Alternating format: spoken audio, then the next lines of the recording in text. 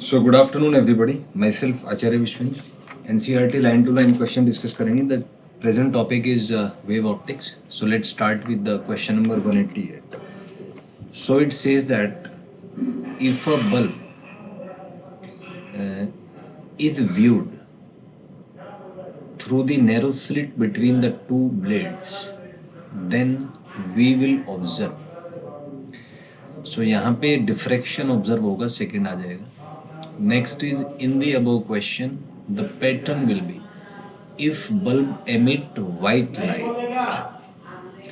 तो generally coloured होता है क्योंकि सेंटर पे वाइट बनेगा, तो सेंट्रल जो है वो वाइट बनेगा और बाकी जो है कलर्ड बनेंगे. तो कह सकते हैं कि इसमें जो पैटर्न होगा जनरली वो कलर्ड होगा.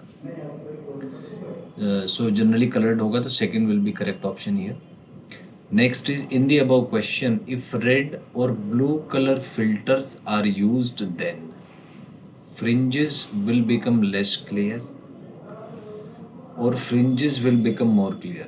तो फिल्टर से मतलब रेड और ब्लू अगर हम हटा लें यहाँ से, तो उससे क्या होगा कि ये मोर क्लियर हो जाएगा, क्योंकि रेड और ब्लू एक्सट्रीम्स पे होते हैं. तो एक्सट्रीम्स के पॉइंट हैं, उससे थोड़ा सा रेड और ब्लू एक साथ हो जाते हैं, तो थोड़ा सा इल्यूमिनेशन ठीक नहीं हो पाता. तो अगर रेड और ब्लू कलर फिल्टर्स यूज़ किए जाएं तो फ्रिंजेस ज़्यादा क्लियर हो जाएंगी. Second will be correct over here. Next is in the above question, red fringe will be wider और blue fringe will be wider. तो यहाँ पे कॉमन सेंस की बात है कि लेमडा के प्रोपोर्शनल होता है, तो जो फ्रिंज विड्थ है that is proportional to lambda. तो रेड कलर का जो लेमडा है वो ज़्यादा होता है एज़ कम्पेयर टू ब्लू, तो रेड का जो फ्रिंज विड्थ होगा वो ज़्यादा होगा. डिफ्रेक्शन हो चाहे इंटरफेरेंस हो, लैम्डा के प्रोपोर्शनल तो होता है, ये तो फर्स्ट आ जाएगा. Next in the above question, filament plays the role of slits, screen, both और नन. तो इसमें आपका फर्स्ट आ जाएगा क्योंकि स्लिट्स की तरह काम करता है. नेक्स्ट रेटिना जो है हमारा वो स्क्रीन की तरह काम करता है. Next can sun be used as a source. तो सन को यूज़ नहीं किया जा सकता, क्योंकि एक तो कारण है कि इट कैन डैमेज आई, और दूसरा कारण है कि एंगल बहुत थोड़ा सबटेंड करेगा रेटिना पे, तो उसको रिजोल्व करना आसान नहीं होगा. So third will be correct option here. Next in interference and diffraction, light energy is created. नहीं, लाइट एनर्जी इज रीडिस्ट्रीब्यूट होता है, क्योंकि एनर्जी ना तो क्रिएट होगा ना ही डिस्ट्रॉय होगा. तो इसमें third one will be the correct answer here.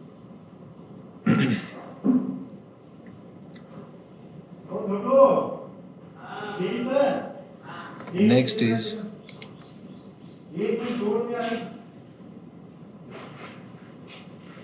so next question here is the process of interference and diffraction.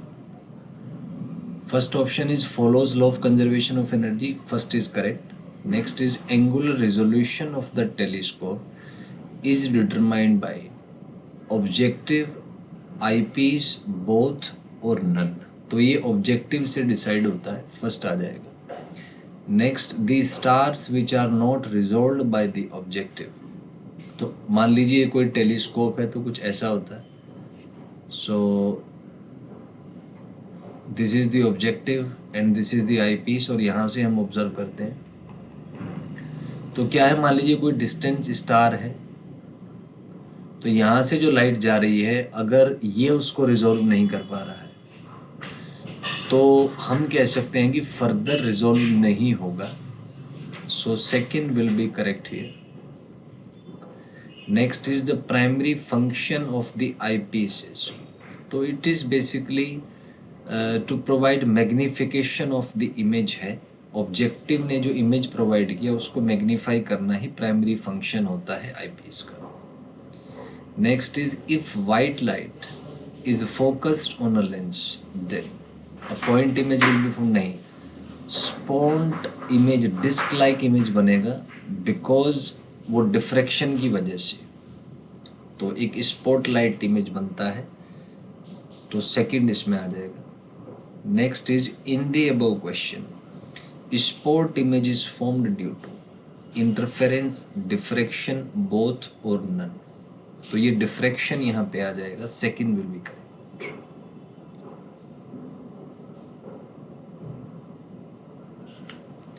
Next question is, ये आपको एक लेंस सिस्टम दिया हुआ है, तो यहाँ से प्लेन वेव फ्रंट आपने इंसिडेंट किया, due to diffraction central bright fringe बनेगी, ठीक है। तो जो इसका radius of the central bright fringe है, this radius is given by option number 1, NCERT का डायरेक्ट रिजल्ट है, तो फर्स्ट आ जाएगा यहाँ पे। सो इसमें ये एक्चुअली 0.61 है, तो ये फर्स्ट इसमें करेक्ट हो जाएगा, एनसीईआरटी का एग्जैक्ट डेटा यूज हुआ है। Next is in the above question lambda F और ए का वैल्यूज दिया हुआ है, तो देन आपसे आर पूछा है, तो इसको आप अगर कैलकुलेट करेंगे आर जो है 1.2 माइक्रोमीटर आ जाएगा। First one will be correct over here. Next is if two stars are just resolved by a lens of focal length f, then limit of resolution of the lens is given by, तो जो limit of resolution है ये same है, f से आप divide कर दीजिए जो एंगल आता है। So limit of resolution is 0.61 lambda by 0.61 lambda by A से आपका लिमिट ऑफ रेजोल्यूशन आ जाएगा जो एंगल होगा, तो first one will be correct over here. Next is if a graph is drawn between limit of resolution and wavelength of light, then graph will be, तो directly proportional है, straight line होगा, first one will be correct over here.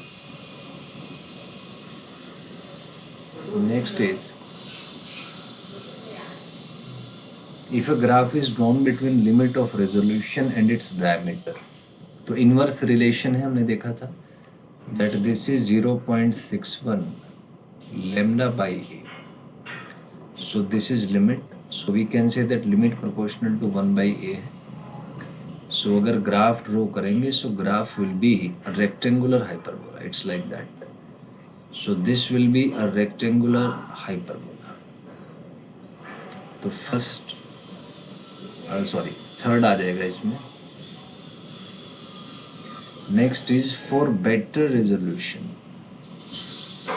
A telescope must have an eyepiece of large aperture और an objective of large aperture, तो ये objective, क्योंकि objective जो है वो फेस करेगा, मान लीजिए ये टेलीस्कोप है, सो इनिशियली ये ऑब्जेक्टिव होता है, ये आईपीस होता है, तो ऑब्जेक्टिव स्टार जो भी सोर्स ऑफ लाइट है उसको ऑब्जेक्टिव फेस करेगा, तो इसका अपर्चर लार्ज होना चाहिए जिससे लार्ज अमाउंट ऑफ लाइट जो है उसका इंटेंसिटी बढ़ के इसमें आए, ताकि उसको प्रॉपर रिजॉल्व किया जा सके, तो सेकेंड आ जाएगा। नेक्स्ट है if a light of wavelength this much is coming from a star,